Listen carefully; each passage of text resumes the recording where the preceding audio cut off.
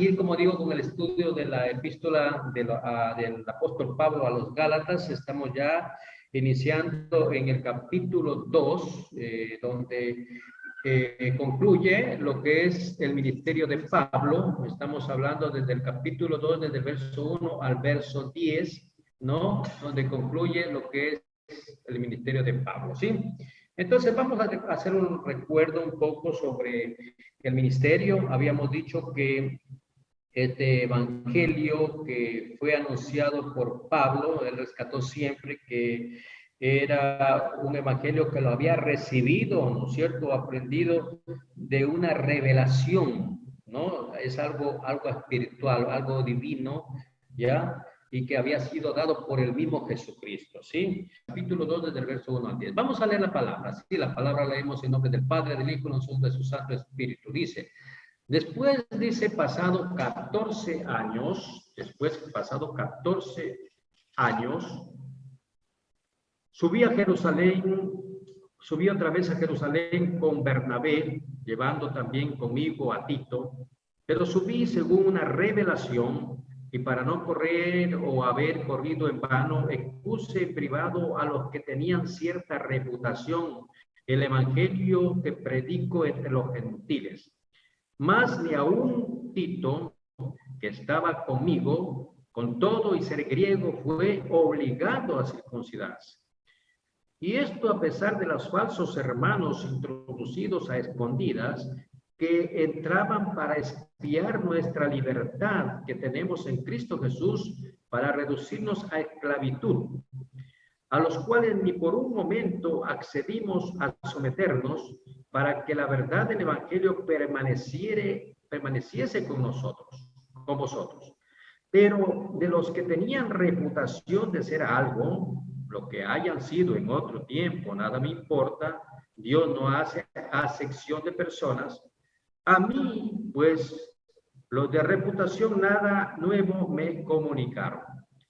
Antes, por el contrario, como vieron que me había sido encomendado el evangelio de la incircuncisión, como a Pedro el de la circuncisión, pues el que actuó en Pedro para el apostolado de la circuncisión, actuó también en mí para con los gentiles.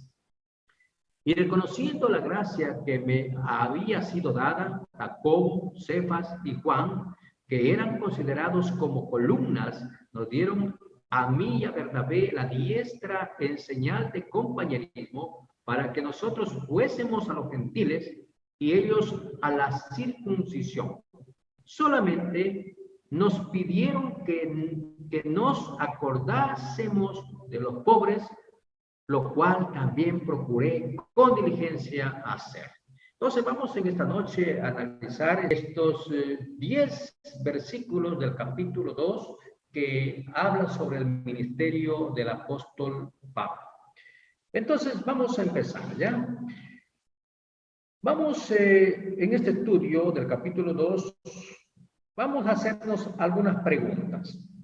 La primera pregunta sería: Pablo viaja a Jerusalén después de 14 años. La pregunta, ¿por qué? Sí, ¿por qué viaja a Jerusalén después de 14 años? Entonces, a seguir estudiando las palabras inspiradas de Pablo a los fieles de Galacia. ¿Sí? Galacia, recuerden que era una provincia, ¿no? Veremos cómo él abunda un poco más en algo que ya les había declarado en los anteriores versos del capítulo 1, que el evangelio que él predica solo le llegó de la única y exclusiva fuente divina. Miren ustedes, él hace esta aclaración para que no se diga que de pronto el evangelio que él predicaba era un evangelio que se lo había comunicado un hombre, sino que era una revelación directa de Dios con él. Ahora, en el primer punto, Pablo viaja a Jerusalén después de 14 años. ¿Por qué? ¿Sí? ¿Por qué? Escribe Pablo que después de 14 años subió de nuevo a Jerusalén, llevando consigo a varios hermanos, entre ellos Tito y Bernabé. Así lo dice en el capítulo que hemos leído 2, el verso 1. Entendemos que este lapso de 14 años sigue a su anterior y muy breve visita a Pedro, ocurrida unos 3 años luego de la conversión de Cristo. Durante esa visita de unos 15 días, también tuvo contacto con Jacobo, hermano de Jesús. Vamos a ir al verso, vamos a retroceder al verso 18, capítulo 1, y ahí está lo que estamos diciendo. Entonces, miren ustedes, en el verso 18 dice, después, pasados 3 años, subí a Jerusalén para ver a Pedro, el apóstol, ¿no es cierto? Y permanecí con él 15 días. En el verso 19 dice, pero no vi a ninguno otro de los apóstoles, sino a Jacobo, el hermano del Señor. ¿Sí? Entonces, miren ustedes, entonces después de los 3 años que él visitó a Pedro y a Jacobo en Jerusalén, él regresa nuevamente a Jerusalén después de 14 años. Miren ustedes, después de 14 años, bastante tiempo. Si comparamos esta visita a Jerusalén con la que el capítulo 13 del libro de Hechos, todo ese capítulo, ya se refiere a lo que está indicando en el libro de Gálatas, ¿no es cierto? El mismo viaje, ¿no? El mismo viaje a Jerusalén. ¿Y por qué lo hizo? ¿Por qué lo hizo? Recuerden que él estaba defendiendo el verdadero evangelio, lo estaba defendiendo, ¿no? Entonces, habían problemas por parte de la doctrina, ¿no? Que se estaba enseñando, cosas erróneas. Miren ustedes, Bernabé y Saulo comienzan su primer viaje misionero. Primer viaje misionero. Eso lo revela en el libro de Hechos. Dice aquí, había entonces en la iglesia que estaba en Antioquía profetas y maestros. Bernabé, Simón, el que se llamaba Níger, Lucio de Cirene, Manaén, el que se había criado junto con Herodes el tetrarca y Saulo, ministrando estos al Señor y ayunando, dijo el Espíritu Santo, apártame a Bernabé y a Saulo para la obra al que los he llamado. Entonces, habiendo ayunado y orado, los impusieron las manos y lo despidieron. Entonces, ahí miren ustedes, empieza ya los viajes misioneros, ya, del apóstol Pablo. Apóstol Pablo, estamos leyendo, si usted quiere seguir más aprendiendo, usted leas todo el capítulo 13 y usted va a ver cuál ha sido el propósito de ese viaje del apóstol Pablo a Jerusalén. Entonces, cuando Pablo regresó de este primer viaje, halló serios problemas doctrinales causados por los judaizantes, ¿sí? Por los judíos, por los israelitas, ¿ya? Con gran presión insistían en que solo creer en Cristo no bastaba para la salvación del alma. Hacía falta también someterse al rigor de la ley y la tradición mosaica, a saber, o sea, una de las tradiciones era la circuncisión. Yo creo que todos somos aquí grandecitos y sabemos lo que es la circuncisión, ¿sí? Entonces, ellos querían seguir imponiendo, ¿ya? La práctica de la circuncisión, ¿no? Desde los niños pequeños, así como se había ordenado al pueblo de Israel a través de Abraham. Recuerde que a Abraham se le dio ese mandato, ¿no? De la circuncisión. Entonces ellos querían seguir imponiendo eso. Podemos hablar también que querían imponerlo, el reposo del día sábado y todas las circunstancias, ¿no? Y bueno, confundían entre lo que era el evangelio de Jesucristo y la ley. Entonces ellos, los judaizantes, querían seguir practicando ya esas tradiciones que ellos tenían, ¿no? Que se habían impuesto por parte del Señor, pero que en el tiempo de Jesucristo quedaron abolidas, ya no se practicaba eso, ya no era necesario, ¿sí? porque Cristo, ¿no es cierto?, es nuestro Cordero de Dios perfecto, ¿sí? Dice la palabra que el fin de la ley es Jesucristo. Y todo lo que en la ley existe nos sirve a nosotros como ejemplo, ¿sí? Como ejemplo para nosotros. Entonces, ellos querían seguir aplicando la ley mosaica. El apóstol Pablo, miren ustedes, no toleró ni por un solo segundo tal doctrina falsa, por lo que la polémica que surgió en la iglesia dio lugar a que sus líderes espirituales decidieran enviar una comitiva consultora a Jerusalén. Siendo líder de dicho grupo el mismo apóstol Pablo, sí, siendo líder él mismo, el mismo apóstol Pablo. Aquí está lo que está diciendo, ¿no? Pero subí según una revelación y para no correr o haber corrido en vano, expuse en privado a los que tenían cierta reputación el evangelio que predico entre los gentiles. Miren ustedes, ya, él se reunió en privado, ¿no?, con gente que conocía sobre lo que es el evangelio de Jesucristo. Vamos al punto 2. La verdad del evangelio. ¿Qué es esto? La verdad del evangelio. Recuerden que el apóstol Pablo siempre defendió la doctrina, ¿no es cierto? La verdadera doctrina, siempre reveló la verdadera doctrina. Y hay una parte donde dice, ¿no? O trato de agradar a los hombres, o trato de agradar a Dios. Cuando Dios le revela la verdad de Dios, uno tiene que, aunque muchos se opongan, uno tiene que defender la verdad de Dios. ¿Sí? Ese es un verdadero discípulo. Aquella persona que no, digamos, contradice cosas que no son bíblicas, en realidad no está bien cimentado en la palabra. Porque tenemos que hacer lo que Dios dice, no lo que el hombre en su doctrina humana quiere de pronto obligarnos a hacer. No.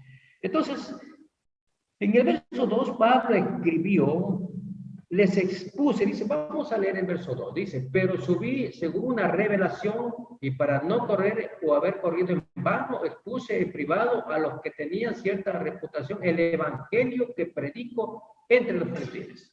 El evangelio que predico entre los gentiles. Ahora, ¿quiénes eran los gentiles? Los que no eran israelitas. Sí, nosotros somos gentiles porque no somos nativos de Israel, no tenemos la nacionalidad de Israel. Entonces, según la palabra, somos gentiles. Dice, les expuse el evangelio que predico entre los gentiles. Luego les dice, ni por un momento accedimos a someternos para que la verdad del evangelio sea salvaguardada para nosotros. Miren ustedes, eso yo siempre lo repito, o sea, dice, no podemos nosotros de pronto acceder a hacer cosas que no están escritas en el evangelio. De pronto nosotros en el desconocimiento, ¿no?, en una religión que teníamos, practicábamos cosas que no estaban de acuerdo al evangelio. Pero cuando conocemos la verdad, cuando Dios nos revela la verdad, nosotros tenemos que decidir negarnos a hacer esas cosas, porque no son correctas. Aun cuando no, digamos, los amigos, la familia, no estén de acuerdo.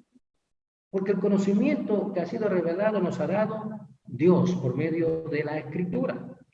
Entonces, con esta mención de la verdad del Evangelio, él vuelve a tocar en lo que ya ha introducido como un tema principal.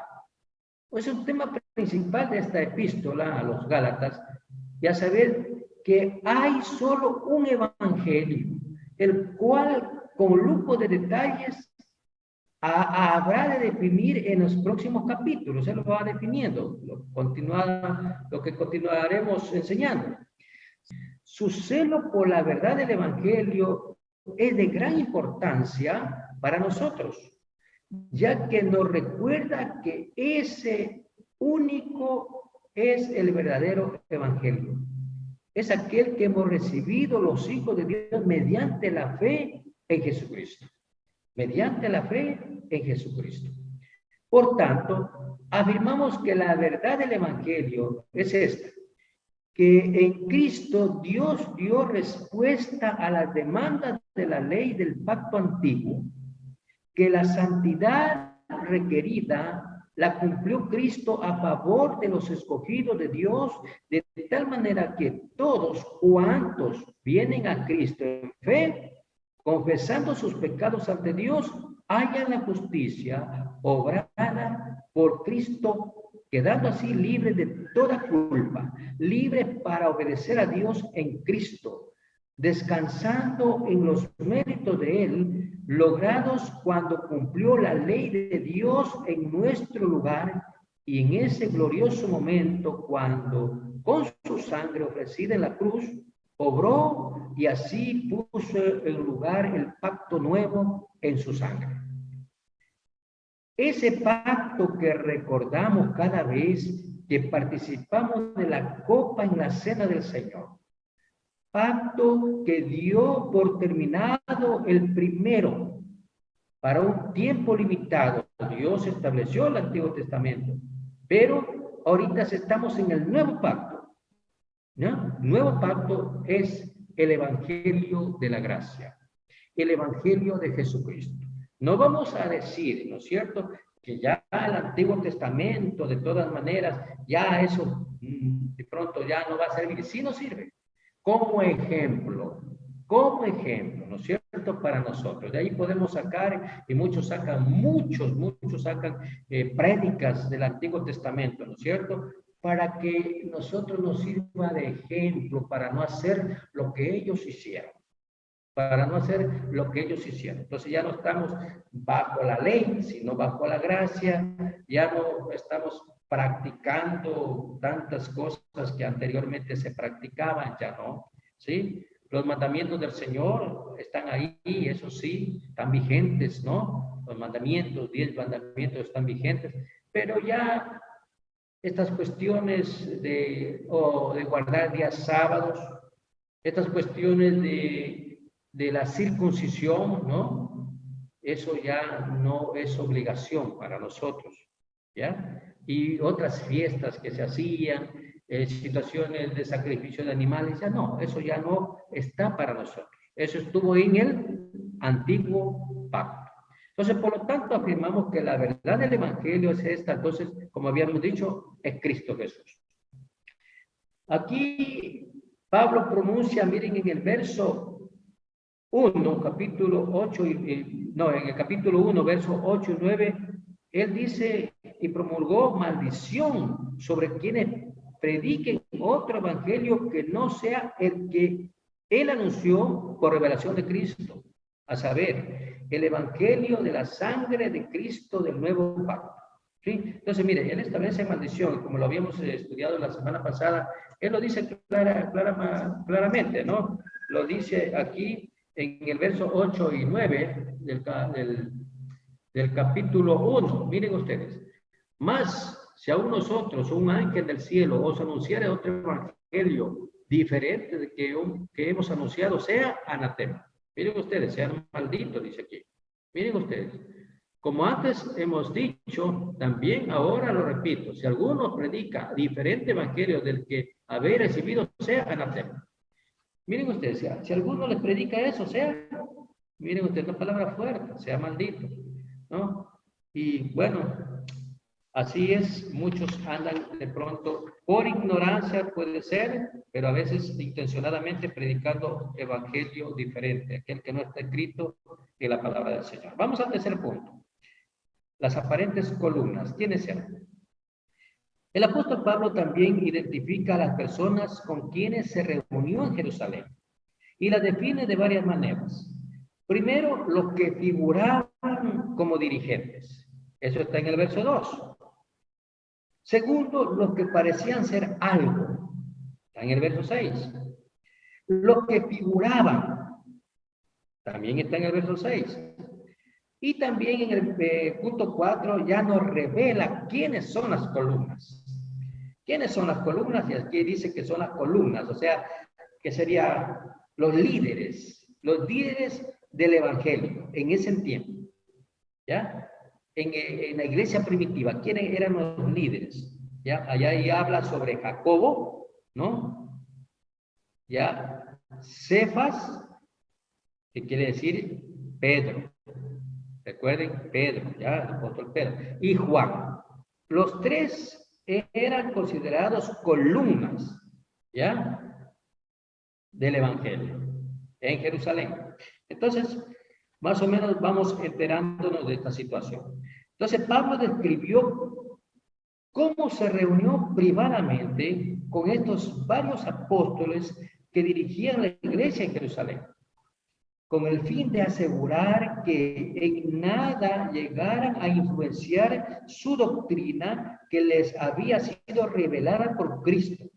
No solo dice que nada nuevo me dieron, en el verso 6, también dice, nos dieron la diestra en señal de compañerismo, en el verso 9, y nos pidieron que nos acordásemos de los pobres, que lo dice en el verso 10, sino que afirma que su acompañante Tito, siendo griego, o sea, no era judío, era griego, era gentil, ¿sí? Fue obligado a circuncidarse.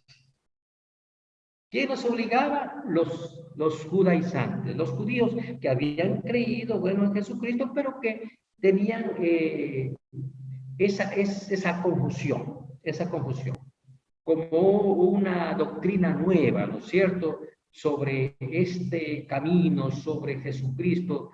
Y yo muchas veces lo he visto hasta poco comprensible, ¿no? El entender que no comprendían este cambio, ¿no? De un nuevo, un nuevo mensaje, algo que ellos no habían escuchado jamás y que necesariamente tenía que ser revelado por Dios, tenía que ser revelado por el Espíritu Santo para entender esto, ¿sí? Entender esto. Entonces, vamos a entrar al punto número 4. ¿En qué difiere el evangelio de la circuncisión y el evangelio de la incircuncisión? ¿En qué difiere? Siguiendo nuestro estudio de esta porción de Gálatas 2, veamos que el apóstol dice en los versos 7 y 8, sino que por el contrario, como vieron que me había sido confiado el evangelio de la incircuncisión. Cuando habla el evangelio de la incircuncisión, habla el evangelio hacia los gentiles. Porque a los gentiles jamás Dios les dio una orden para que se circuncidaran. Solamente por medio de Abraham se le dio esta orden a los judíos, ¿sí? A los israelitas. Dice aquí, como a Pedro el de la circuncisión. O sea, Dios había determinado que el apóstol Pablo sea el que evangelice a los gentiles y el apóstol Pedro a los de su nación, a los israelitas mismos. ¿Ya? Entonces, más o menos eso es la diferencia, ¿no? A primera vista, tal parecería que se trata de dos evangelios completamente distintos. Más si así fuere, habría que hacer la pregunta, ¿cuándo dejó de ser evangelio uno de estos? ¿O existen dos evangelios hoy, uno para judíos, otro para gentiles? Pablo testifica, ¿no es cierto?, claramente y dice, porque no me avergüenzo del evangelio, porque es poder de Dios para salvación a todo aquel que cree, al judío primeramente y también al griego. Sí, eso está en Romanos 1:16, ¿no? Cuando dice primeramente a los judíos, porque el evangelio fue dado primeramente a los judíos, ¿sí? Y después, cuando habla de griegos, habla a los gentiles, ¿sí? Y a última parte, vamos a la última parte. ¿Qué obra caritativa se le encomendó a Pablo? Verso 10, 2:10, ¿sí? ¿Recuerden lo que dice 2:10? A ver, vamos acá. Aquí tengo la Biblia.